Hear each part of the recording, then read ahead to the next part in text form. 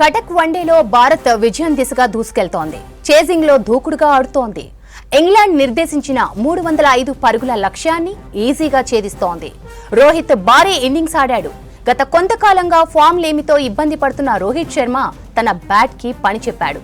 England బౌలర్లపై మొదటి నుంచి దాడి చేస్తున్న రోహిత్ 76 బంతుల్లోనే సెంచరీ చేశాడు. ఆదిల్ రషీద్ వేసిన 25వ ఓవర్లో రెండో బాల్ కి సిక్సర్ కొట్టిన రోహిత్ కెరియర్లో 32వ వన్డే శతకం నమోదు చేసుకున్నాడు. దాదాపు 16 నెలల తర్వాత రోహిత్ వన్డే సెంచరీ నమోదు చేశాడు. ఇక వన్డేలో అత్యధిక సిక్సర్లు కొట్టిన రెండో బ్యాట్స్మెన్ గా రోహిత్ రికార్డు సృష్టించగా వన్డేలో రెండో ఫాస్టెస్ట్ సెంచరీ రికార్డు రోహిత్ పై నమోదైంది.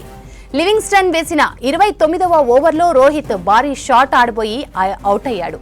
దీంతో 90 బంతుల్లో 12 ఫోర్లు 7 సిక్సర్లతో 119 పరుగులు చేశాడు రోహిత్ శర్మ.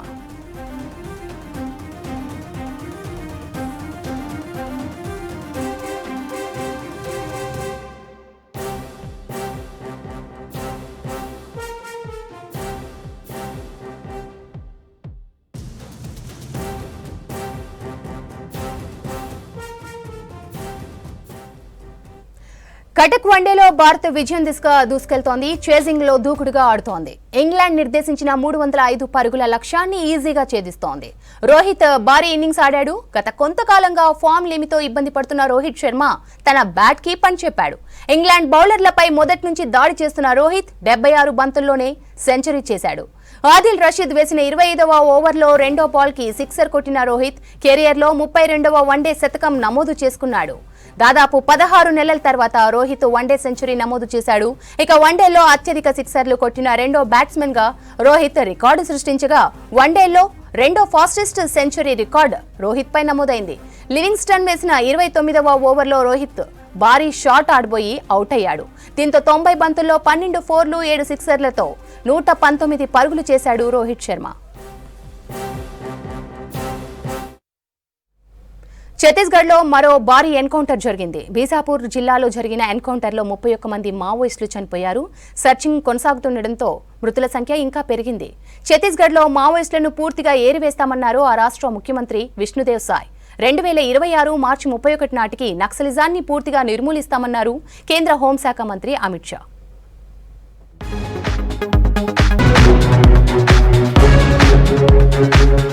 దండకారణ్యంలో మావోయిస్టుల కోసం డిఆర్జీటీ, ఎస్టీఎఫ్, కోబ్రా బలగాల గాలింపు కొనసాగుతోంది. మావోయిస్టులు ఉన్నారనే పక్కా సమాచారంతోనే కూంబింగ్ చేపట్టామన్నారు బస్తర్ ఐజీ పి సుందర్ రాజు. మొదట మావోయిస్టులు కాల్పులు జరపడంతో భద్రతా దళాలు ప్రతిస్పందించాయన్నారు. जिला बीजापुर के नेशनल पार्क इलाके में माओवादियों की उपस्थिति के आसूचना के आधार पर डीआरजी, एसटीएफ, बस्तर फाइटर एवं अन्य सुरक्षा बल का टीम अभियान के लिए रवाना की गए थे। अभियान के दौरान आज दिनांक 9 फरवरी को प्रातः 8 बजे से अनेक बार माओवादी एवं सुरक्षा बल के बीच में मुठभेड़ हुई। मुठभेड़ के पश्चात इलाके के सर्चिंग में कुल 31 माओवादियों का डेड बॉडी अब तक रिकवर किए गए थे। घटनास्थल से काफी बड़ी मात्रा में AK-47, INSAS, SLR, BJ launchers इस प्रकार का हथियार भी रिकवर किए गए थे। आसपास इलाके में अभी सर्चिंग जारी है। ఛత్తీస్గఢ్ లో నక్సలిజం అంతం చేయడమే ప్రభుత్వ లక్ష్యమన్నారు ఆ రాష్ట్ర సీఎం విష్ణుదేవ్ సాయ్. బీజేపీ అధికారంలోకి వచ్చినప్పటి నుంచి నక్సలిజానికి వ్యతిరేకంగా పోరాటం కొనసాగుతోందన్నారు. इसका भी लाभ हम लोगों को मिल रहा है। 31 नक्सलियों का 100 बरामद हुआ है और इस ऑपरेशन में हमारे डीआरजी, एसटीएफ और बस्तर फाइटर का ये जॉइंट ऑपरेशन था। डीआरजी, एसटीएफ और बस्तर फाइटर्स के जवानों को बहुत बहुत उनके साहस को सलाम करता हूं, उनको बधाई देता हूं। భారత్ ను నక్సల్స్ రహిత దేశంగా మార్చడమే ఎన్డీఏ సర్కార్ లక్ష్యమన్నారు కేంద్ర హోంమంత్రి అమిత్ షా. 2026 మార్చి 31 నాటికి నక్సలిజాన్ని పూర్తిగా నిర్మూలిస్తామన్నారు. ఛత్తీస్గఢ్ బీజాపూర్ జిల్లాలో జరిగిన ఎన్కౌంటర్ భద్రతా బలగాల విజయమని చెప్పారు. ఇద్దరు ధైర్యవంతులైన సైనికుల్ని కోల్పోవడం బాధగా ఉందన్నారు. అమరులైన సైనికుల కుటుంబాలకు సానుభూతి తెలుపుతూ ఎక్స్ లో పోస్ట్ చేశారు అమిత్ షా. చూపు చూస్తోందని ఏకతాటిపైకి వచ్చి రాజ్యాంగ హక్కులను కాపాడుకోవాలని సీఎం రేవంత్ రెడ్డి పిలుపునిచ్చారు. తెలంగాణను ప్రపంచంలో అత్యుత్తమంగా తీర్చిదిద్దుతామని చెప్పారు రేవంత్. స్థానిక సంస్థల ఎన్నికల్లో కాంగ్రెస్ ఘన విజయం సాధిస్తుందన్నారు మంత్రులు. కులగణనలో పాల్గొనని కేటీఆర్ కి రీసర్వే కోరే హక్కు లేదన్నారు మంత్రులు.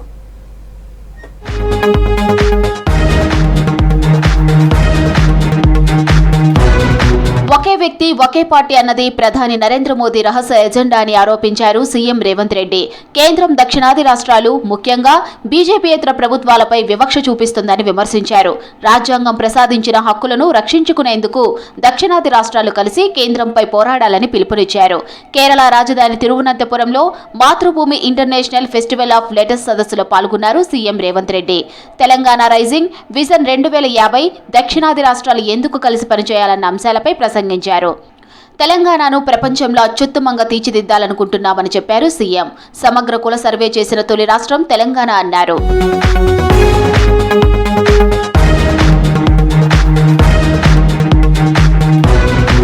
స్థానిక సంస్థల ఎన్నికలను కాంగ్రెస్ కార్యకర్తలు ఛాలెంజ్గా తీసుకోవాలన్నారు మంత్రి తుమ్మల నాగేశ్వరరావు.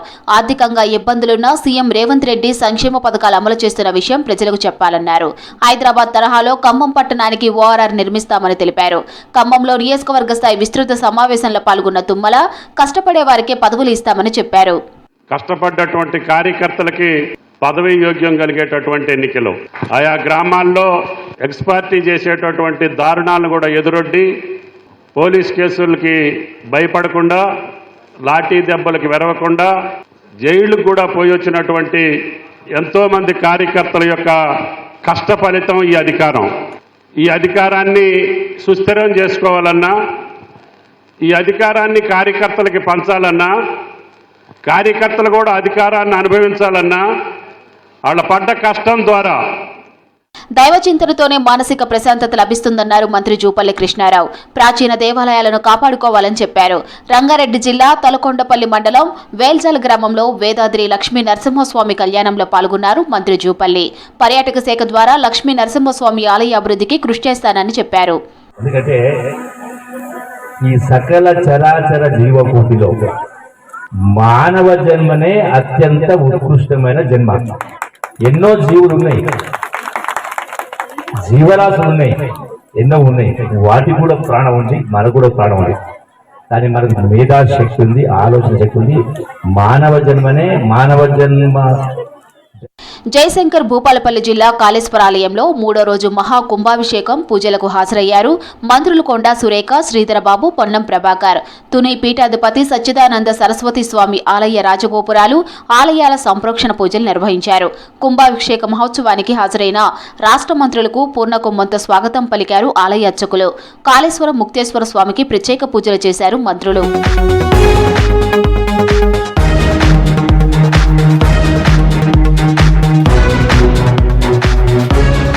ఎలాంటి ఆధారాలు లేకుండా బీసీ కులగణనపై కేటీఆర్ దుష్ప్రచారం చేస్తున్నారని ఫైర్ అయ్యారు పీసీసీ చీఫ్ మహేష్ కుమార్ గౌడ్.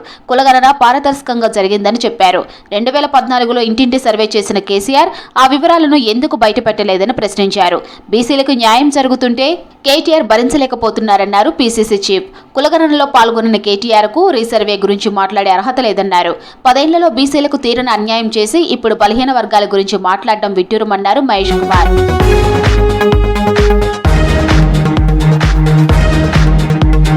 సమాజంలో ఇప్పుడు కుల వివక్ష లేదని, ఉన్నదంతా ఆర్థిక వివక్షేనన్నారు కాంగ్రెస్ నేత అద్దంకి దయాకర్.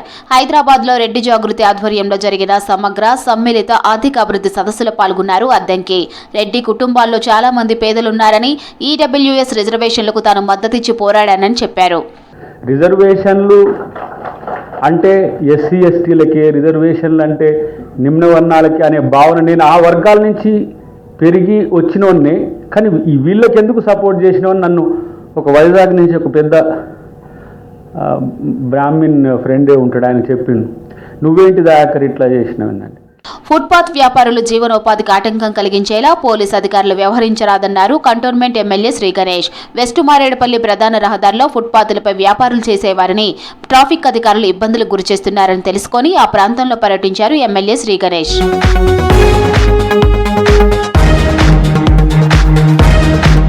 ఢిల్లీలో గెలిచినట్టే తెలంగాణలోనూ అధికారంలోకి వస్తామన్నారు బీజేపీ నేతలు. కాంగ్రెస్ ఏడాది పాలనపై ప్రజలు విసిగిపోయారని చెప్పారు. కులగణనతో రేవంత్ సర్కార్ బీసీలకు అన్యాయం చేసిందని ఫైర్ అయ్యారు. బీసీల్లో ముస్లింలను ఎలా చేరుస్తారని ప్రశ్నించారు. అసెంబ్లీ ఎన్నికల్లో ఇచ్చిన హామీలను కాంగ్రెస్ అమలు చేయలేదని విమర్శించారు. ఎమ్మెల్సీ ఎన్నికల్లో విజయం సాధిస్తామని ధీమా వ్యక్తం చేశారు కమలం నేతలు.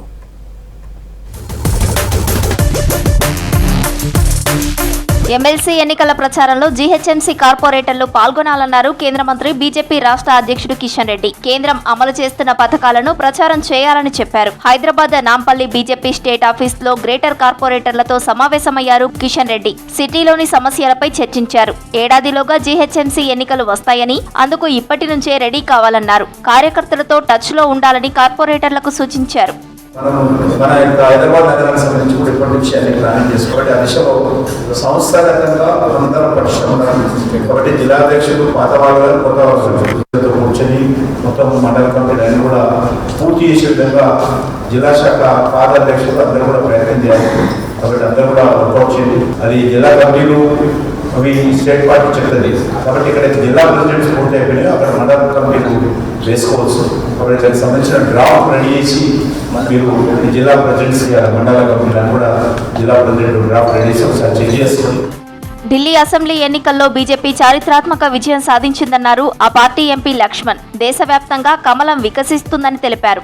ఢిల్లీ అసెంబ్లీ ఎన్నికల్లో బీజేపీ విజయం సాధించడంతో హైదరాబాద్ పార్టీ ఆఫీసులో నిర్వహించిన సంబరాల్లో కిషన్ రెడ్డితో కలిసి పాల్గొన్నారు లక్ష్మణ్. తెలంగాణలో ఒక రాజకీయ మలుపు కాబోతున్నది. నరేంద్ర మోడీ నాయకత్వంలో దేశమంతా కూడా కమలం వికసిస్తూ ఉన్నది. తెలంగాణ ప్రజలు ఎదురు చూస్తూ ఉన్నారు. తెలంగాణలో సైతం కమలం వికసించాలని ప్రజలు ఆకాంక్షిస్తూ ఉన్నారు. కాంగ్రెస్ టీఆర్ఎస్ పట్ల భ్రమలు తొలగిపోయినాయి. ప్రజలు బీఆర్ఎస్ ఈ పార్టీగా తిరస్కరించారు. బీజేపీ రావాలని ప్రజలు కోరుకుంటున్నారు. కేంద్రం నిధులు ఇవ్వకుంటే రాష్ట్ర ప్రభుత్వం నడిచే పరిస్థితి లేదన్నారు బీజేపీ ఎంపీ డీకే అరుణ. ఇచ్చిన హామీలు నిలబెట్టుకోకుంటే ఢిల్లీ మాజీ సీఎం కేజ్రీవాల్ కు పట్టిన గతే రేవంత్ రెడ్డికి పడుతుందన్నారు. బీసీ కులగణనకు బీజేపీ వ్యతిరేకం కాదని, సర్వేలో చిత్తశుద్ధి లోపించిందని విమర్శించారు డీకే అరుణ. కాంగ్రెస్ పార్టీ అధికారంలో ఉన్న చోట మేము అంత బ్రహ్మాండంగా దేశానికే రోల్ మోడల్ తెలంగాణ అని చెప్పినటువంటి ముఖ్యమంత్రి ఢిల్లీలో కూడా చెప్పారు ఇదే మాట. అక్కడ కూడా ఒక్క సీటు కూడా ఇవ్వకుండా ఓడించిందంటే కాంగ్రెస్ పార్టీకి ప్రజల లోపల పూర్తిగా కోల్పోతున్నటువంటి విశ్వాసం ఈ యొక్క ఎన్నికల యొక్క ఫలితాలే సాక్ష్యం అని చెప్పి సందర్భంగా నేను తెలియజేస్తాను. బీసీలో ముస్లింలను ఎలా చేరుస్తారని ప్రశ్నించారు కేంద్ర హోంశాఖ సహాయ మంత్రి బండి సంజయ్. ఓవైసీ రేవంత్ గ్యాంగ్ కలిసి బీసీలను దెబ్బతీసే కుట్ర చేస్తోందని ఆరోపించారు. కాంగ్రెస్ పాలనలో విద్యా వ్యవస్థ నిర్లక్ష్యానికి గురైందన్నారు. ఎమ్మెల్సీ ఎన్నికల్లో కాంగ్రెస్ ను చిత్తుగా ఓడించాలని నల్గొండలో పిలుపునిచ్చారు సంజయ్. ఓట్ల కోసం కాంగ్రెస్ నేతలు వస్తే ఇచ్చిన హామీలపై నిలదీయాలన్నారు. 10% ముస్లిం బీసీలు కట్టారు. ఎట్లా కట్టారు బీసీల ముస్లింలను? ఏ బీసీ సంఘం ఒప్పుకున్నది? అలా ఏమైనా బీసీ సంఘాలు ఏ ప్రభుత్వం అంటే ప్రభుత్వానికి అడుగులు మొక్కుతారు బీసీ సంఘాలు. ఇలా బీసీలకు అన్యాయం చేస్తారు. ఒక బీసీ సంఘం మాడతలేదు. మీరు 10% రిజర్వేషన్లు ఇచ్చి 10% ముస్లిం బీసీలు కలిపితే ఏ గ్రామంలో ఏ వాళ్ళ సర్పంచ్ ఎవరు గెలవడు? ఇలా బీసీలు హిందువులు ఏ సర్పంచ్ గెలవాడు? బీసీలు ఒక్క కౌన్సిలర్ గెలవాడు, ఒక్క కార్పొరేటర్ గెలవాడు, ఒక్క జెడ్పీసీ గెలవాడు. రాసి పెట్టుకోండి. అయిపోయి ఓట్లు ఒక్కరికి వేసుకుంటారు వాళ్ళు. బీసీలు బతికేంది అలా. నల్గొండ జిల్లా బీజేపీ అధ్యక్షుని ఎన్నికపై నిరసన తెలిపారు పార్టీ సీనియర్ నేతలు. ఓవైపు కేంద్ర మంత్రి బండి సంజయ్ ఎమ్మెల్సీ ఎన్నికలపై మాట్లాడుతుండగానే జిల్లా పార్టీ కార్యాలయం ముందు బైఠాయించి నిరసన వ్యక్తం చేశారు. పార్టీ ఎన్నికల కమిటీ నిబంధనలు ఉల్లంఘించి ఆ పార్టీ అధిష్టానం జిల్లా అధ్యక్షుని ఎంపిక చేసిందని విమర్శించారు. వర్షిత్ రెడ్డి ఎన్నికపై పునరాలోచన చేయాలని, జిల్లా అధ్యక్షుని మార్చాలని డిమాండ్ చేశారు బీజేపీ నేతలు. ప్రధాని మోదీ సర్కార్ ప్రజాస్వామ్యం నాశనం చేసే కుట్ర చేస్తోందన్నారు కాంగ్రెస్ అగ్రనేత ప్రియాంక గాంధీ. రాజ్యాంగ పరిరక్షణ పోరాటంలో కార్యకర్తలే కాంగ్రెస్ బలమన్నారు. ఢిల్లీ సీఎం పదవికి రాజీనామా చేశారు ఆప్ నేత అతీషి. అసెంబ్లీ ఎన్నికల్లో ఓటమిపై పార్టీలో అంతర్గత విశ్లేషణ జరుగుతోందన్నారు. ఢిల్లీ ఎన్నికల్లో బీజేపీ బహిరంగంగా డబ్బు, మద్యం పంపిణీ చేసిందన్నారు ఆప్ లీడర్లు.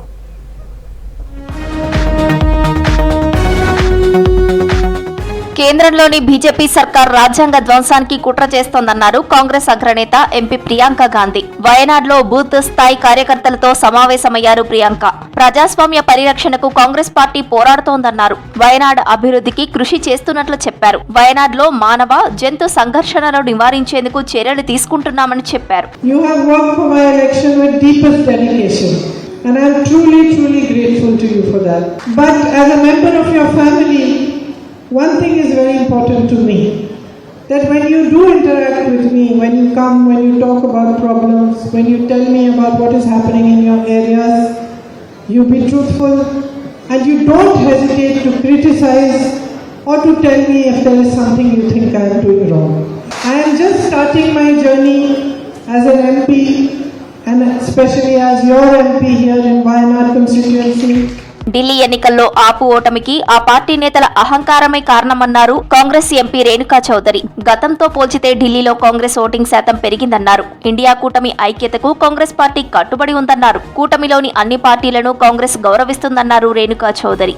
हम अपने स्थान के लिए हम लड़ रहे थे, क्योंकि जब एक इलेक्शन चलती है तो उसमें कई उम्मीदवार उतरते हैं, तो हम किसी के साथ और किसी के ये नहीं, हम अपना जगह बनाने के लिए हम प्रयास कर रहे थे.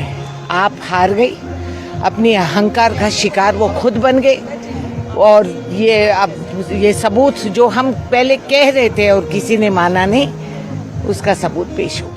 ఢిల్లీ అసెంబ్లీ ఎన్నికల్లో ఆపు ఓటమి బాధించిందన్నారు సమాజ్వాదీ పార్టీ చీఫ్ అఖిలేష్ యాదవ్. ప్రజాస్వామ్యంలో ప్రజల తీర్పే అంతిమ నిర్ణయమన్నారు. ఓటమి చాలా విషయాలు నేర్పుతుందని చెప్పారు. ఇండియా కూటమి బలోపేతానికి అంతా కలిసి పనిచేస్తామన్నారు. రాబోయే రోజుల్లో మరింత మెరుగ్గా పనిచేస్తామన్నారు అఖిలేష్ యాదవ్. हार से सीखना ही आने वाले समय के लिए रास्ता बनाता है, और सच्चाई तो ये पत्रकार साथियों, अगर आपको याद हो चुनाव शुरू होने से पहले मिल्कीपुर का मैंने कहा था कि पत्रकार साथियों आपको ज़रूर आना चाहिए. लोकतंत्र के जांबाज लोग जिन्होंने ये चुनाव जिताया है उन्हें प्रमाण पत्र मिलना चाहिए, उन्हें सम्मान मिलना चाहिए. लोकतंत्र जांबाज के नाम पर उन्हें सम्मान देने का काम कोई ना कोई तो करे उनका.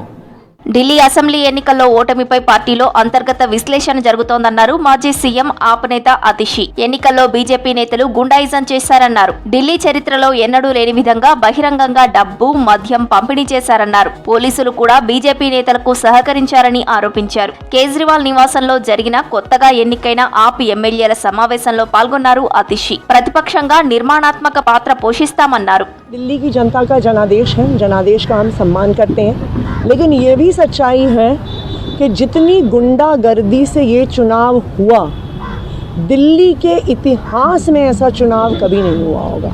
ये तो बिल्कुल साफ है कि इसमें गुंडागर्दी की एक भूमिका रही, प्रशासन की भागीदारी की एक भूमिका रही, लेकिन हम दिल्ली की जनता का जनादेश स्वीकार करते हैं और एक कंस्ट्रक्टिव ऑपोजिशन की भूमिका निभाएंगे. ఢిల్లీ అసెంబ్లీని రద్దు చేశారు లెఫ్టినెంట్ గవర్నర్ వీకే సక్సేనా. సీఎం పదవికి అతిషి రిజైన్ చేయడంతో ఉత్తర్వులు జారీ చేశారు. ఇటీవల జరిగిన అసెంబ్లీ ఎన్నికల్లో బీజేపీ ఘన విజయం సాధించింది. 70 స్థానాలకు గాను 48 సీట్లలో గెలిచి ప్రభుత్వ ఏర్పాటుకు సిద్ధమైంది.